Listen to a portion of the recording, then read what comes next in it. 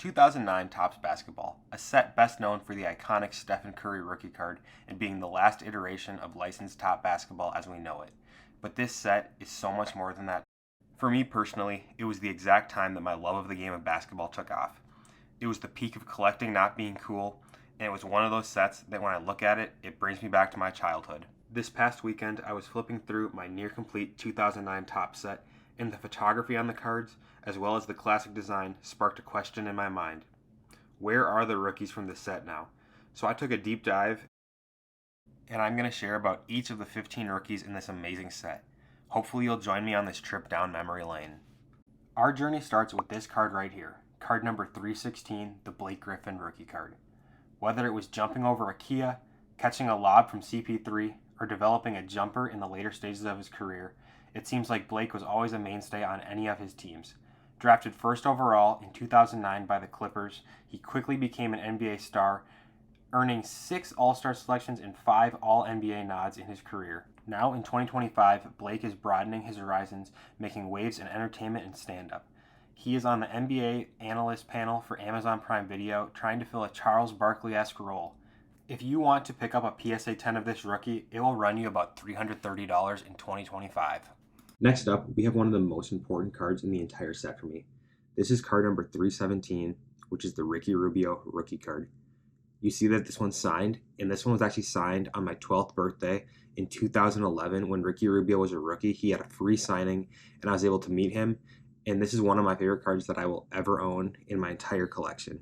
This card does not hold much value today, but back in 2011, when he was a highly touted prospect coming over from Spain, this was one of the cards to have. I was buying this card at card shows. I loved this card. I remember this card was like $20 a piece at one point, and I'm sure the Stephen Curry rookie was about $10 or cheaper. So I guess you could say I lost a lot of money, but from a collecting standpoint, this is one of my favorite cards I'm ever going to own, and it's one of the most important cards to me I've ever owned. Ricky Rubio had elite court vision, and during his 12-year career in the NBA, he helped mentor many of the league's brightest and youngest stars today, including Devin Booker, Anthony Edwards, and Darius Garland. He stepped away from the game of basketball in August of 2023 to prioritize his mental health, and since then, he has not really been active on any social media, so I don't know what he's up to today, but I hope the best for Ricky Rubio, as he was one of my first favorite players ever. Card number 318 right here does not really have the same story as that Ricky Rubio I just shared. Well, Thabeet was drafted number 2 overall to the Memphis Grizzlies. He had a pretty short stint in the NBA. He never really averaged anything crazy. His career averages were just under 3 points per game, and he was out of the league before he knew it. So he took a little brief stint overseas and into the G League, and well, that didn't work out. Today, he's still inspiring people. He is a basketball mentor for kids, and he is helping the next generation of kids reach their goals in the NBA. So that's pretty cool. But that's card 318. Now on to the next one. The second best rookie card in all of 2009 Topps is card number 319, the James Harden rookie card. Harden is regarded as one of the most prolific scorers in NBA history. He's known for his signature step back and his beard. He was the winner of the 2018 MVP award, and he's won multiple scoring titles in the NBA. But his journey didn't stop there. After he left Houston, he made stops in multiple cities, including Brooklyn, Philadelphia, and now LA. Harden continues to evolve the game, adapting to new challenges while changing and constantly chasing that elusive championship ring that he can't seem to find. Off the court, he's a savvy entrepreneur, investing in businesses and giving back through his charitable work. 2009 Topps is loaded with Hall of Famers, and this 5th rookie card of Demar Derozan is no different. So let's get into it. Demar Derozan was drafted 9th overall by the Toronto Raptors in 2009, and he quickly became the face of their franchise, leading them on multiple playoff runs before being traded a couple times and ending up with the Sacramento Kings. He's been known for his unbelievable mid-range shooting his entire career, and if you want to pick up a copy of his 2009 Topps rookie and a PSA 10, you can still snag one for about $300 today. Next up, we have a card that you may or may not know. This is card number 321. It's the Stephen Curry rookie card. At the time, if you pulled this card in 2009, you probably weren't all that happy, but if you pull it today, it's worth a small fortune, and you'd be ecstatic to pull it. My copy I got signed by Steph in 2022 when the Warriors won their 4th NBA championship together as that core Warriors dynasty of Curry, Thompson, and Draymond Green. And this is one of my favorite cards in my entire collection. This really completes my 2009 top set, and it's a card that I will hold for probably the rest of my life. There's a lot of what ifs about this card though. We've never seen the superfractor surface. It has been pulled. Did it get thrown away? I've heard accounts that different NBA executives and NBA teams would just open cases upon cases of this for fun and throw all the cards away, because this was at a time where cards weren't that cool. Nobody really collected. And if you ask me, I think that the Stephen Curry superfractor is in a landfill somewhere in the United States. But maybe it's still out there. I know sealed boxes go for ungodly amounts, like over $20,000 for a sealed box. Maybe somebody's going to pull it someday. And hey, could that be a $15 million card? Maybe even more. Who knows? I guess time will tell, but I sure hope that this card in a superfractor surfaces someday. It would be the best Topps Chrome superfractor ever, considering LeBron James did not have a rookie superfractor in 2003. The 10th pick in the 2009 NBA draft by the Milwaukee Bucks, Brandon Jennings, is here, so why don't you welcome him? I know you heard my guy David Stern, so let's welcome Brandon Jennings to the stage. Brandon Jennings was the 10th pick of the NBA draft in 2009, and he quickly became a household name. He scored 55 points in his 7th career NBA game and led the Bucks to the playoffs as a rookie. This is a pretty cool rookie card for the time. He was a really hot rookie at the time, but today, not so much. His career kind of fizzled out. He was in the NBA for 9 years, and he kind of slowed down towards the end of his career. But today, he's retired from professional basketball, and he shifted his focus to entrepreneurship and community work. He founded the Tough Crowd lifestyle brand and actively mentors young athletes. He helps them by giving back to the game that gave him so much. And Brandon Jennings proves that life after the NBA can be just as impactful, even when you're not on the court. Man, oh man. Did you ever have a random role player in NBA 2K who you just absolutely cooked everybody with? Well, for me, it was none other than this guy right here, Jordan Hill. He was unbelievable in the pick and roll game on NBA 2K back in the day when I was growing up. And I have not only his base card from Topps of that year, I've got his Topps Chrome, which, as you may know, is numbered out of 999 and is extremely tough to find. So that's a really fun pair to have both of these. But Jordan Hill was a very dominant presence in the paint during his NBA career. He was the 8th overall draft pick to the New York Knicks in the 2009 NBA draft.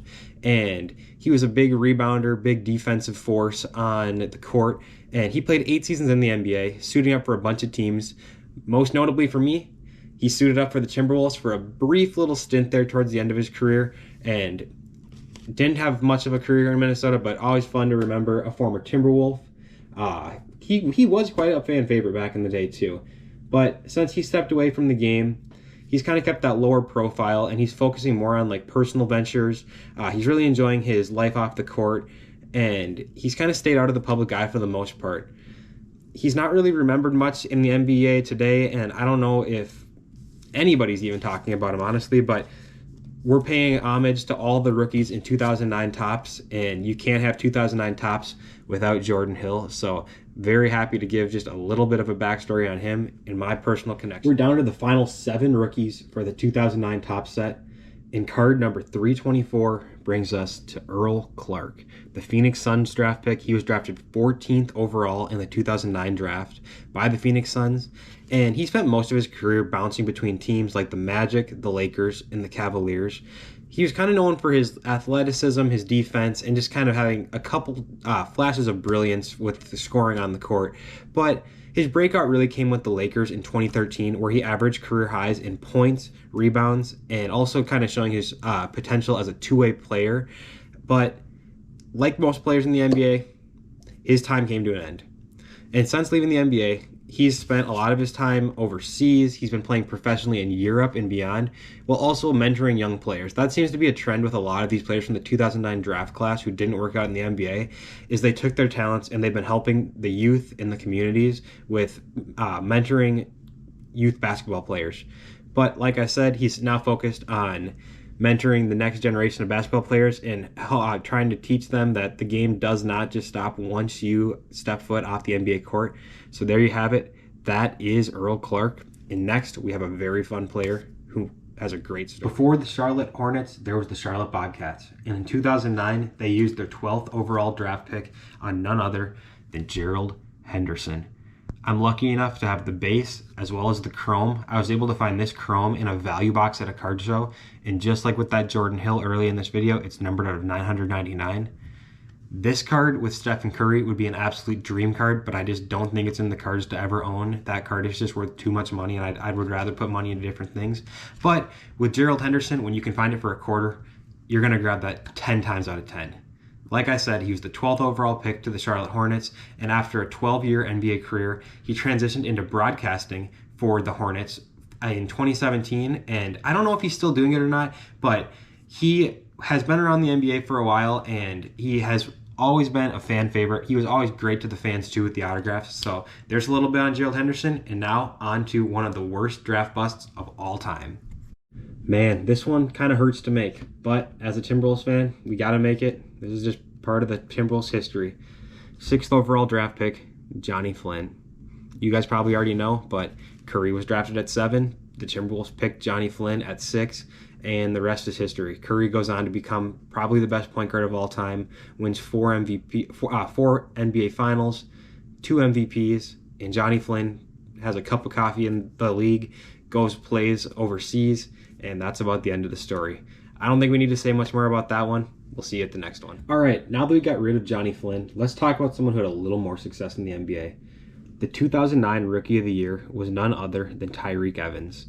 He had a brief stint in the league. He played with the Kings, the Pelicans, and the Grizzlies. Unfortunately, he was forced with a 3-year ban from the NBA for using illegal substances, and he kind of had some injury struggles and just could not stay consistent in the NBA. So he found his way out of the NBA.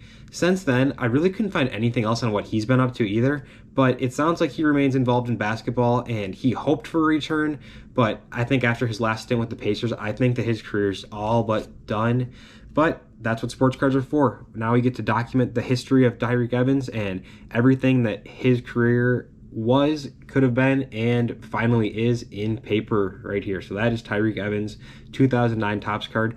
And we're down to the final 3 cards in this. With the 13th pick in the 2009 NBA draft, the Indiana Pacers selected Tyler Hansbrough out of UNC. The college superstar made his way to the NBA and made an immediate impact, earning the All-Rookie Team honor, which only 5 players earned for the first rookie team all year long. He played for a couple teams in his NBA career, including the Pacers, the Raptors, and the Bobcats before he wrapped up his professional career in 2016. Since then, he stayed busy focusing on business ventures, family, and staying active in the basketball community. He's also returned to UNC, where he continues to be involved in the alumni events, and he also mentors young players there in their college years. In 2009, the New Jersey Nets held the 11th pick in the NBA draft, and they drafted 6'6" forward Terrence Williams. And he had a little bit of a career in the NBA. He played for about 4 years in the NBA. He bounced between 4 different teams. He played for the Nets, the Rockets, the Kings, and the Celtics. But none of those really stuck. He really didn't find a home in the NBA, and he went to play overseas. So he was overseas for a little bit, and again, that didn't work out the best for him. So when he came back, he made headlines off the court for struggling with a couple legal issues, including some health insurance fraud cases. And from there, who knows what happened to him? I don't know if he's in jail, what happened, but looks like he got caught up in a little bit of legal troubles, and that is the 11th pick in the 2009 NBA draft. We've made it to the end of the 15 cards for the 2009 Topps rookie, and we're going to end with somebody who's pretty special. Ending it, we have none other than the 17th pick in the 2009 NBA draft, Jrue Holiday. When he was first drafted by the 76ers in 2009, I don't think anybody saw the type of career that he was going to have. The first half of his career, I would equate pretty similar to a Mike Conley player. Very good, but not great. But ever since he was traded to the Milwaukee Bucks and then the Boston Celtics, he's completely turned his career into a Hall of Fame level career. He's won 2 NBA finals, leading the team at point guard, and he's upped his defensive intensity. He's became a better shooter, and he completely rewrote the course of his own career. Off the court, Jrue is just as impressive. He spends time with his wife, Lauren, who has worked for social justice and community empowerment through the Jrue and Lauren Holiday Foundation, and their work focuses on supporting underrepresented communities and small businesses. Jrue Holiday is still in the league. I hope he's got more years left. He's one of my favorite players to watch, but I guess only time will tell. Hopefully he can win another finals this year with the Boston Celtics. That would be absolutely amazing. But if not, he's still going to go down as one of the best NBA point guards ever.